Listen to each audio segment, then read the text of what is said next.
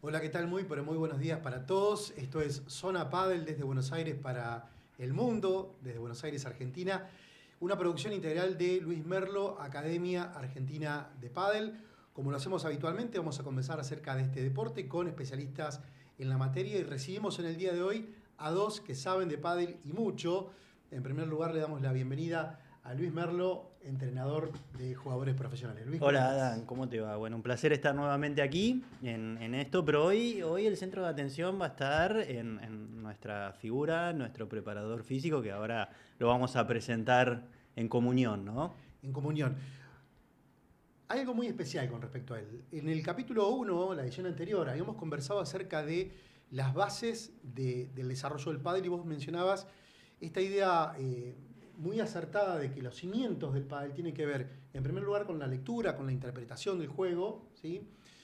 Con cómo el jugador observa. Y el segundo punto esencial, fundamental, es la preparación física, para luego sí pasar a los detalles técnicos, estratégicos y tácticos. Perdón. Entonces, recibimos en el día de hoy a Joaquín Sanata. Él es preparador físico del plantel de jugadores profesionales de la academia. Hace muchísimos años que trabaja en la preparación física de deportistas de muchas disciplinas, pero en los últimos años se ha especializado en lo que es el pádel y acompaña el desarrollo y la preparación física de nuestros jugadores y jugadores de toda la Argentina. Joaquín, buenos días. Buenos días, Adam. Buenos días a todos los que lo estén viendo. Y bueno, como bien decías, mi trabajo dentro de la academia es preparar a los jugadores para que estén bien físicamente, para rendir en la cancha. Eh, y en especial con el estilo de juego que tenemos en la academia, que es un juego muy ofensivo, se hace cada vez más relevante que el jugador pueda rendir físicamente para mejorar su juego en función al deporte que practica. Vamos a ir un pasito para atrás, si te parece. Vale. Antes de hablar específicamente de tu trabajo en la academia, vos sos preparador físico, actualmente te Mm. seguís capacitando para seguir brindando tu servicio y tu acompañamiento tanto a jugadores profesionales como amateurs y a gente que va al gimnasio a prepararse para estar bien. ¿Qué es la preparación física y qué importancia le das en la vida de un deportista? Bien, la preparación física, como lo indica el nombre, es eso, es que las capacidades físicas del deportista acompañan el rendimiento que él tiene en cancha. Se trata de buscar cuáles son las capacidades físicas que más intervienen en el deporte que se practica y tratar de potenciarlas al máximo. Bien, y a su vez también trabajar sobre capacidades que quizás no son tan relevantes en un deporte intermitente como puede ser el pádel, como puede ser el fútbol, como puede ser el vóley, como la resistencia. ¿Por qué? Porque el rendimiento físico decae a medida que el jugador ve más comprometida su resistencia. Entonces, lo que nosotros buscamos como preparador físico es no solamente un mejor rendimiento físico para ser más explosivo, para ser más rápido, sino también poder sostener ese rendimiento físico a lo largo de lo que dura un partido. Y nosotros trabajamos con cada jugador buscando cuáles son los detalles del deporte que practica, en este caso el pádel, qué duración tiene un game, qué duración tiene un set, cada cuánto el jugador se frena, cada cuánto acelera, cuántas veces va a saltar, cuánto se agacha. El trabajo del preparador físico consiste en eso, en observar el deporte y buscar cuáles son las capacidades físicas que tenemos que potenciar. Y trabajar también para poder sostener esas capacidades físicas el mayor tiempo posible. Adán, quiero introducir en una pregunta que seguramente todos del otro lado, mientras están viendo este capítulo, se harán o se habrán hecho, que es el pádel. ¿Es un deporte aeróbico o anaeróbico? ¿O tiene un poco de mix de ambas? Porque creo que eso muchos se lo preguntarán, ¿no? Las dos, las dos. Es una pregunta habitual, pero es las dos cosas. Los movimientos del pádel y los intervalos de tiempo del pádel son anaeróbicos. Ahora, ¿qué es lo que sucede? El tiempo que el jugador lleva activo a lo largo del partido empieza a comprometer al sistema aeróbico. Bien, entonces, si bien la mayor parte de las acciones son acciones de resistencia anaeróbica, por la misma duración del deporte, terminás necesitando tener una buena capacidad aeróbica también. Es un deporte que compromete la resistencia de forma general. Entonces, si el jugador no tiene una buena capacidad aeróbica, no va a poder sostener esa resistencia anaeróbica que nos pide el pádel durante tanta cantidad de games. O sea que, perdón, Adam, le estoy interrumpiendo, Adam, Sí. pero está buenísimo porque esta charla surge un montón y yo aprendo, ¿no? Escuchándolo a Joaquín aprendo muchísimo, ¿no? Eh, que está bien, por ejemplo, que el jugador trabaje en el gimnasio un periodo explosivo, ¿sí? Con algunas repeticiones explosivas, algún tipo de pasada. Pero también, vemos bien a que, por ejemplo, corra un par de kilómetros en cinta, por ejemplo, o no, o en la calle, o lo que sea. Sí. Si bien nuestro deporte es de carácter intermitente, no es un deporte en donde vos tengas que correr ni siquiera larga distancia, ni por largo periodo de tiempo, la resistencia continua es lo que va a formar esa base de resistencia para después nosotros poder trabajar con sistemas de entrenamiento de la resistencia que sean más intermitentes, para que toda la potencia que trabajemos en el gimnasio no decaiga a medida que van pasando los games. Si nosotros no trabajamos un poco una buena base de resistencia continua, o quizás de última resistencia intervalada, pero por periodos de tiempo largos, bien, hasta de 1, 2, 3, 4 minutos, si nosotros no trabajamos sobre eso, toda la potencia y toda la capacidad de resistencia en intervalos va a ir decayendo. A medida que van pasando los games, los sets, va decayendo. Entonces, con el desarrollo específico y el trabajo de la resistencia de forma intermitente y el trabajo de la potencia, nosotros vamos a lograr que nuestro jugador sea muy rápido y muy explosivo en los primeros games del partido. Y después eso va a caer. Si nosotros mandamos a que el jugador corra durante 20 minutos y logre formar una base de correr de forma continua 20 minutos y después sobre eso hacemos un trabajo intermitente durante 20 minutos, lo que nosotros logramos es formar esa base para después poder armar ese trabajo intermitente y que la explosividad y la velocidad que nosotros desarrollamos en el trabajo intermitente no decaiga durante los 20 minutos, ¿bien? Que es lo que podría llegar a durar más o menos un set. Hace unos días los escuchaba hablar a ambos acerca de las capacidades físicas a desarrollar en los jugadores necesarias para afrontar este deporte. Y vos en particular, Joaquín, hablabas de capacidades generales y capacidades específicas. ¿A qué te referís concretamente con esta distinción? Bien, tiene un poco que ver con lo que veníamos hablando recién. El deportista de cualquier deporte va a tener que hacer trabajo específico. ¿Qué significa eso? Buscar movimientos o capacidades físicas que sean 100% necesarias para el deporte. ¿Cuál puede ser un ejemplo, por ejemplo, de capacidad física que pueda ser un poco más específica? La potencia, la explosividad. Bien, nosotros capaz no necesitamos que el jugador tenga tanta fuerza, sino que la fuerza sea muy explosiva, que pueda generar fuerza en la menor cantidad de tiempo posible. Bien, esto es lo que le va a permitir acelerar, lo que le va a permitir acelerar, me refiero de él arrancar a correr, bien, en velocidad, lo que le va a permitir también acelerar la bola desde el tren superior, bien. Ahora, ¿qué pasa? La potencia y la capacidad que nosotros tenemos para trabajar la potencia está directamente sujeta a la base de fuerza y la base de hipertrofia, es decir, cuánta masa muscular y cuánto trabajo de la fuerza tiene nuestro deportista. Entonces nosotros necesitamos trabajar lo general para poder ir a lo específico. Bien, si nosotros queremos desarrollar potencia en un jugador que no tiene mucha masa muscular o que no tiene mucha fuerza, la potencia que nosotros vamos a poder desarrollar va a ser menor. Entonces nosotros tenemos que formar esa base general. Y lo mismo sucede, como contaba recién, con la resistencia. Si el jugador no puede mantenerse corriendo 20 minutos, nosotros no lo vamos a poder hacer subir y bajar la intensidad en un circuito intermitente durante 20 minutos. Y lo mismo en un partido. No va a poder aguantar los 20 minutos corriendo, frenando, bien.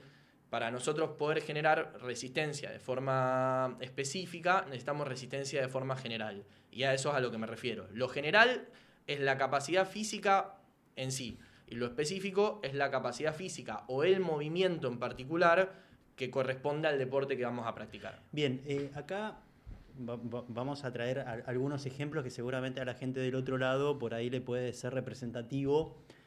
Vamos a tener cuenta que, no sé, tenemos a Roberto que tiene 30 años y a Rosa que tiene 50. Por primera vez llega al gimnasio con esa intención de mejorar en el pádel porque con buen ojo su entrenador le dijo, mira, necesito que vayas al gimnasio. Bueno, ponenos tres ejercicios, no sé, por decir alguno, sentadilla o algo, para eso sos vos el experto, que son básicos como para arrancar ahí su capacidad general. O sea, ¿cuáles son los primeros 3 ejercicios que vos, o 3 o 4 ejercicios que vos le... hay varios, pero a lo que yo iría sería Sí. un ejercicio de tren inferior, un ejercicio de zona media y un ejercicio de tren superior. Sencillo, ¿bien? Perfecto. Ejercicio de tren inferior, ¿qué podemos poner? Sentadilla, estocada, incluso sentadilla búlgara también.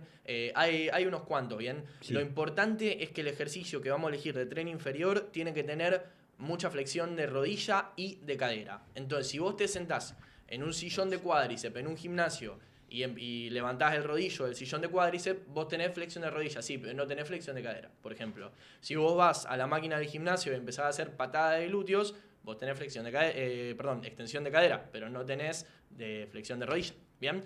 Entonces, un ejercicio, por ejemplo, que tiene de cadera y de rodilla, puede ser la sentadilla, puede ser la estocada, puede ser la búlgara, ¿bien? Ahí hay 3 opciones. Ejercicio de zona media, vamos a buscar un ejercicio que trabaje la estabilidad, no el movimiento, la estabilidad. ¿Cuál es el más obvio, el más básico? La plancha. ¿El único? No, hay más opciones. Tenés el press pull-off, tenés variantes de plancha que implican un poco de inestabilidad.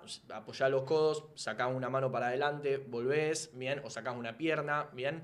Pero vos estás trabajando en la zona media la estabilidad. Estás trabajando para que la zona media estabilice y no se mueva.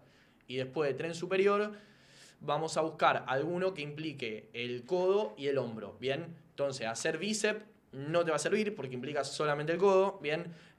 Hacer, por ejemplo, vuelos laterales implica solamente el hombro. Es un ejercicio que sirve, sí, pero si vas a ser el único, vas a agarrar 3, no te podés quedar con ese, porque es solamente el hombro, ¿bien?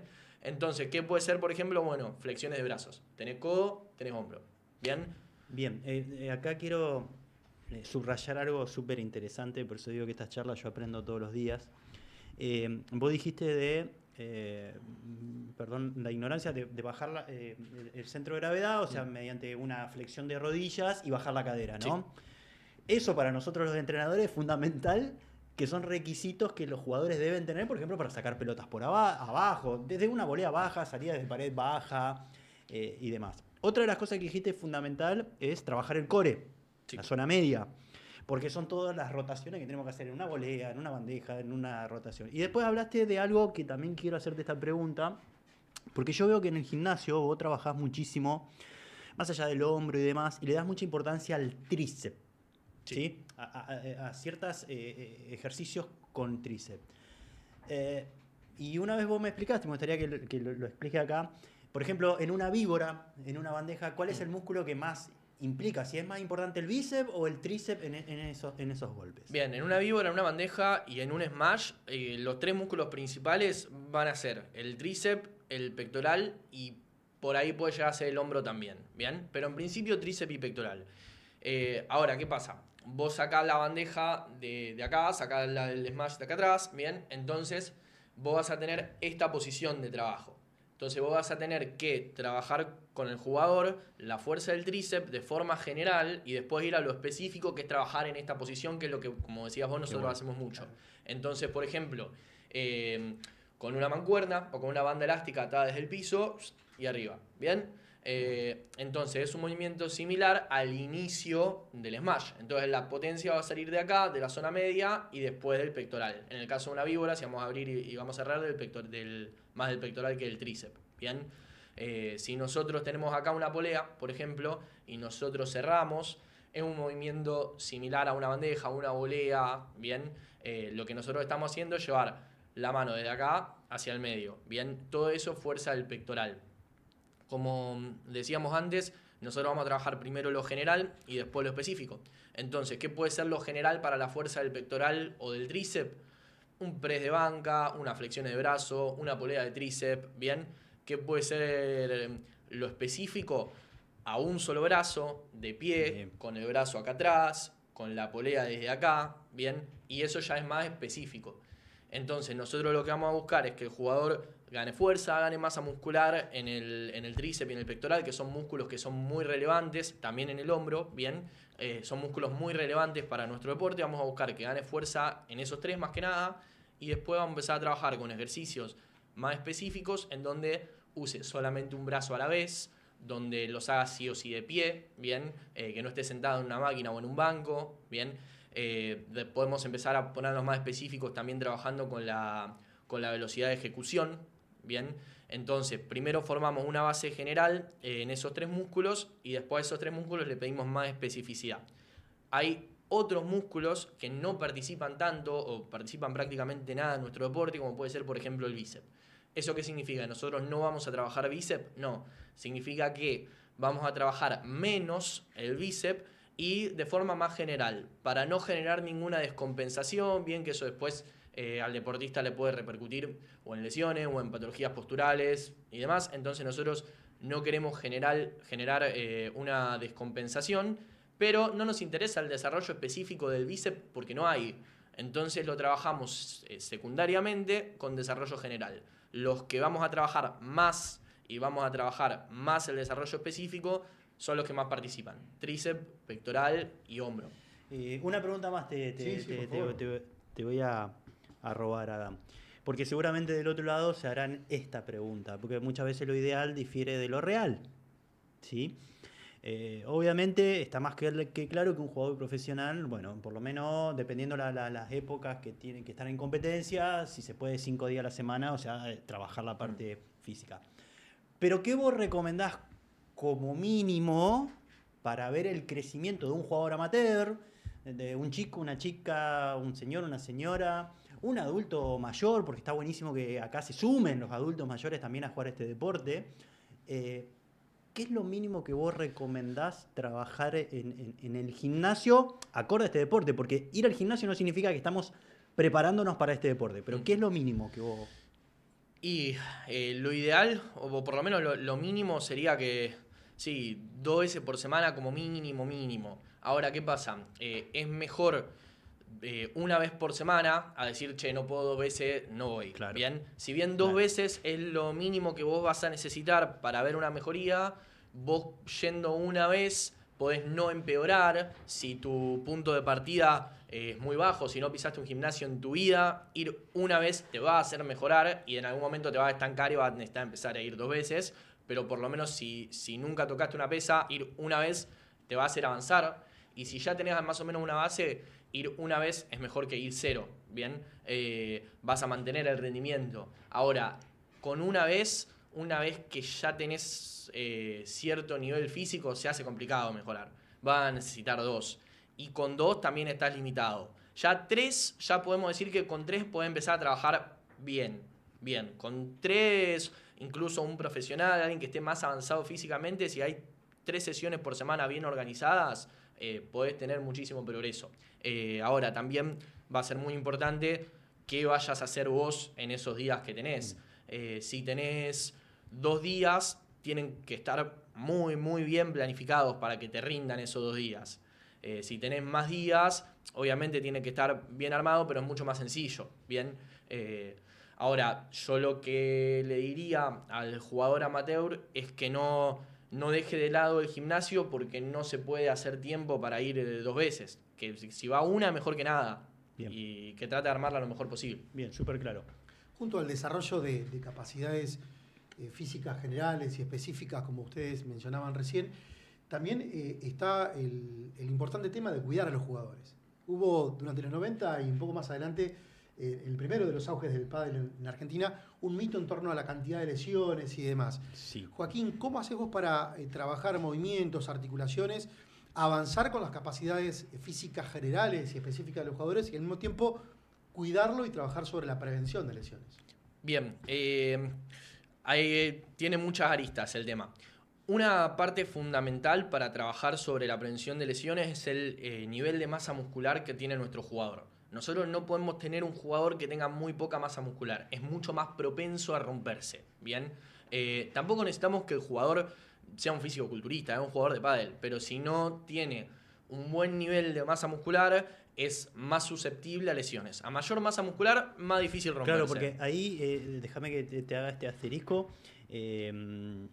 La masa muscular no significa que el jugador va a estar duro, porque No. de hecho nosotros necesitamos jugadores atléticamente rápidos y de velocidad de reacción rápida. Así que ahí es un complejo compromiso que tiene el preparador físico para decir, bueno, tengo que aumentar la masa muscular, pero no los tengo que endurecer.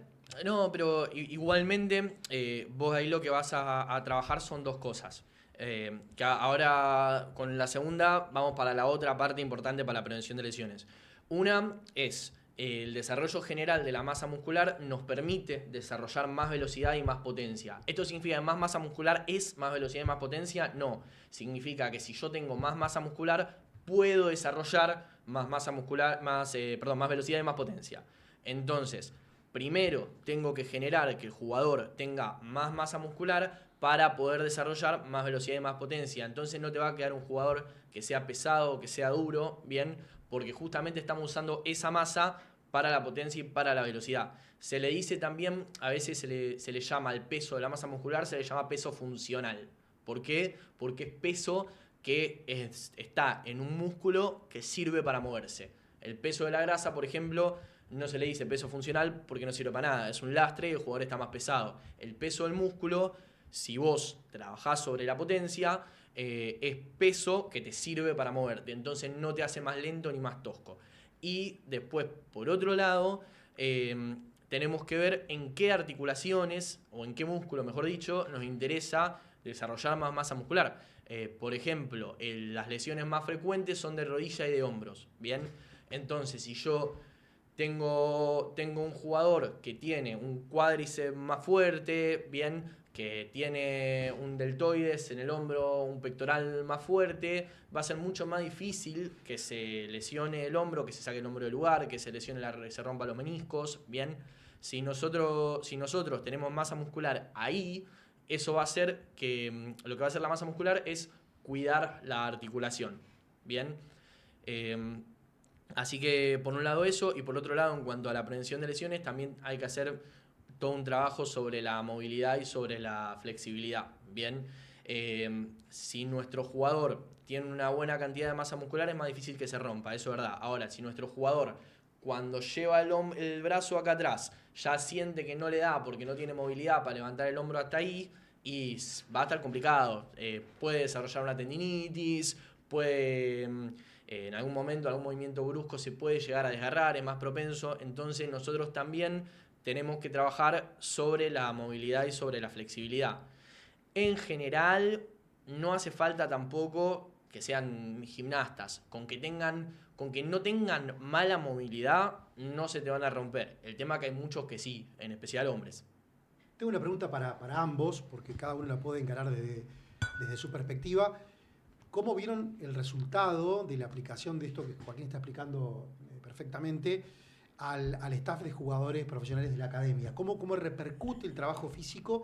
¿Cómo lo podés ver vos, Luis, desde la cancha y desde los resultados? ¿Y cómo lo ves vos, Joaquín, desde tu proceso, de la evaluación del proceso que estás haciendo con la academia? Bueno, yo debo decir cómo vamos a hacer cómo trabajamos con Joaco, ¿no?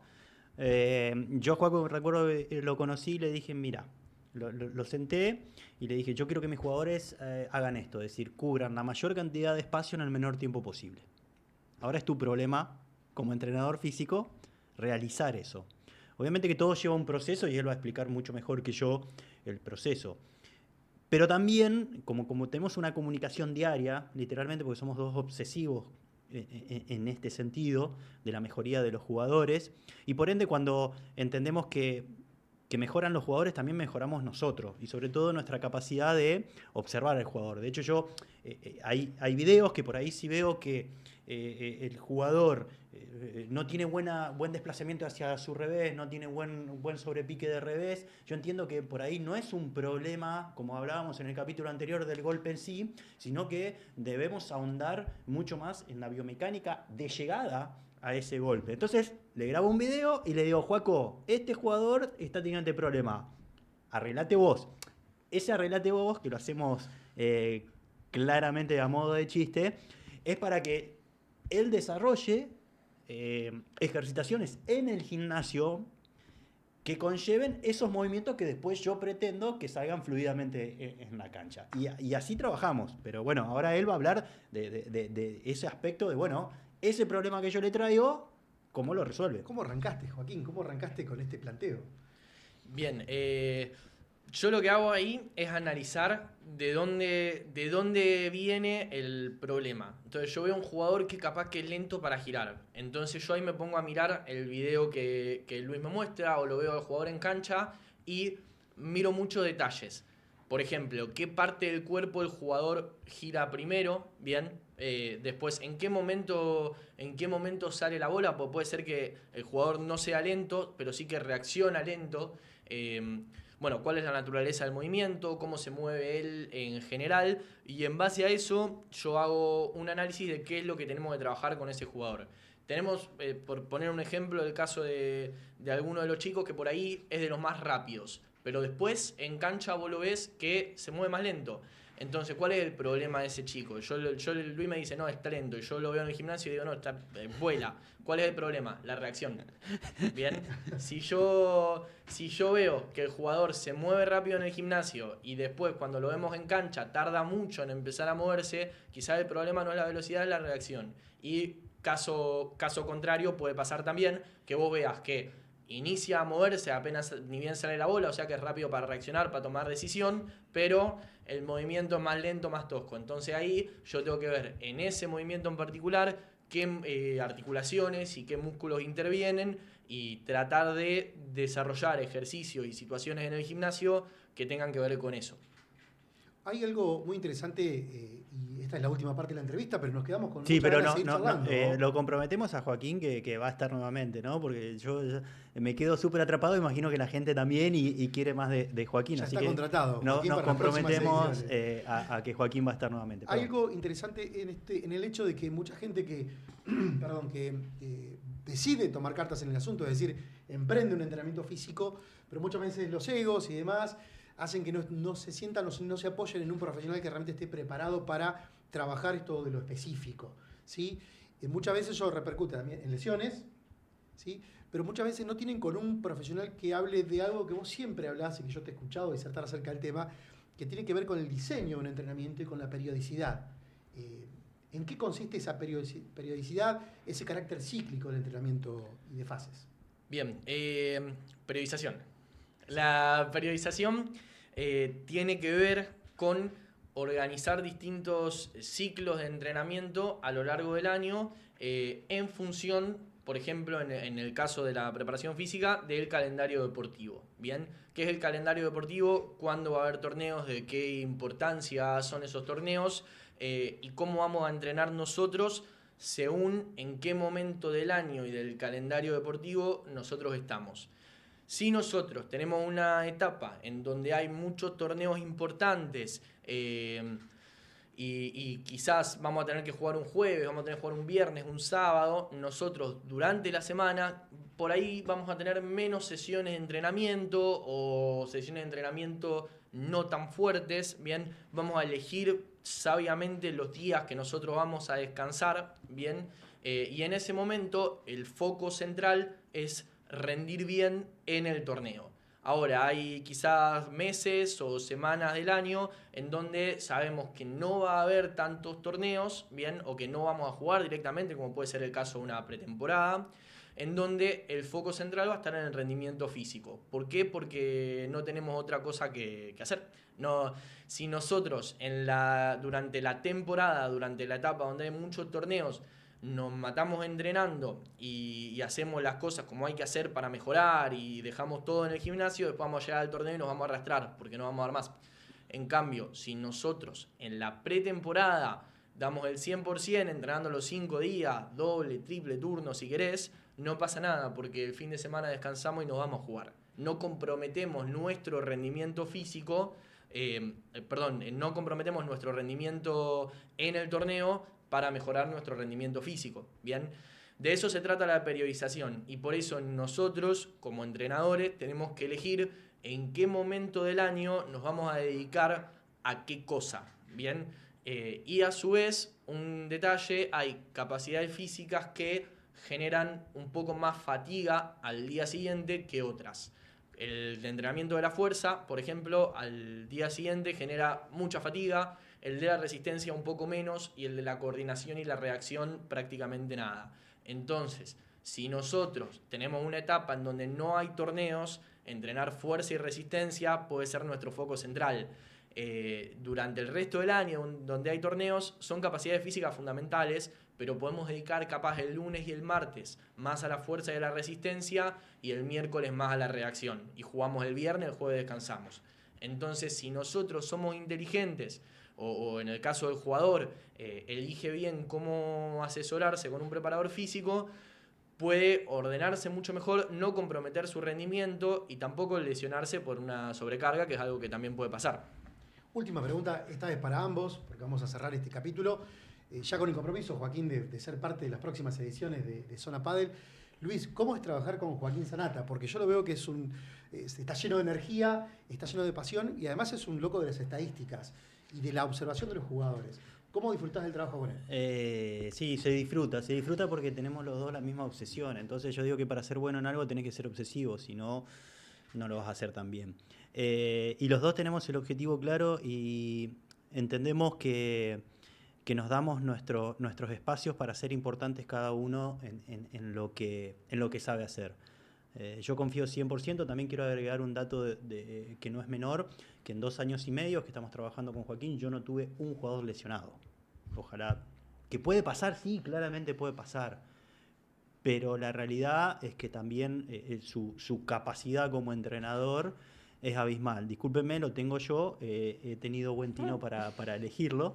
Y vamos a trabajar muchos años, así que ya lo tenemos, así que si alguno tenía alguna ilusión, le pido disculpas al respecto. Para mí es un placer y aparte de calidad profesional he aprendido muchísimo en cuanto a su calidad humana, que es lo que yo pregono siempre en los equipos de trabajo. Tipazo. Ahora lo que queremos saber todos es cómo es trabajar con la presión de tener el desafío de los jugadores por delante, pero tener a Luis Merlo detrás con su obsesión por este deporte. No, al revés, se hace más fácil, no es ninguna presión. Más allá de que Luis también es un tipazo, aparte de eso es una persona de la que siempre podés aprender. Entonces, a mí se me hace mucho más fácil mi trabajo teniéndolo a él al lado, porque las cosas que yo no sé, se las puedo preguntar, puedo tratar de entender mejor qué es lo que está pasando en el juego, y eso me sirve a mí para después poder hacer un mejor análisis del movimiento. Entonces, el trabajo con Luis, al contrario de ser una presión, al revés, me facilita las cosas. Trabajar con alguien que sabe tanto al lado te hace tu trabajo más fácil. Joaquín, muchísimas gracias. Luis, gracias por esta participación en esta edición. Hemos llegado hasta aquí, nos comprometemos para la próxima. Vamos a ahondar seguramente con una invitada muy especial, las cuestiones vinculadas a las emociones, a la mentalidad, al carácter de un jugador profesional de pádel con Milagros Castelli, coach ontológica deportiva de nuestra academia. Gracias y hasta la próxima. Gracias.